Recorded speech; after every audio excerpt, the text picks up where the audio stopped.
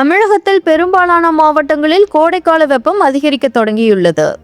March மாத துவக்கத்திலேயே வெப்பம் அதிகரித்துள்ள நிலையில் தமிழக மக்களை இக்கோடைக்கால வெப்பத்திலிருந்து காக்கும் வகையில் திமுக சார்பில் தமிழகத்தில் உள்ள மாநகர பகுதி, பேரூர் வட்டம் மற்றும் கிராமங்கள், மக்கள் அதிகம் கூடும் இடங்களான தெருமுனை சந்திப்புகளிலும் சாலை மற்றும் தெருக்கள் ஓரமாகவும் போக்குவரத்து மற்றும் பொதுமக்கள் யாருக்கும் எவ்வித இடையூறும் இல்லாமல் தண்ணீர் பந்தல் அமைத்து பொதுமக்களின் தாகம் தீர்த்திட வேண்டும். அவ்வாறு திமுக சார்பில் அமைக்கப்பட்ட தண்ணீர் பந்தலில் குடிநீர், நீர்மோர், இளநீர், குளிர்பானம், தர்பூசணி போன்ற கோடை வெப்பத்தை தணிக்கும் பொருட்களை பொதுமக்களுக்கு வழங்கி அவர்களின் தாகத்தை தணிக்க வேண்டும்.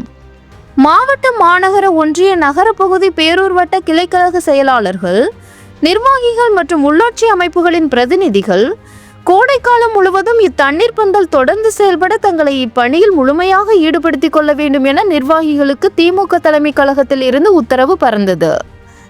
இதனையடுத்து சென்னையில் பல்வேறு இடங்களில் தண்ணீர் பந்தல் இன்று திறக்கப்பட்டுள்ளது.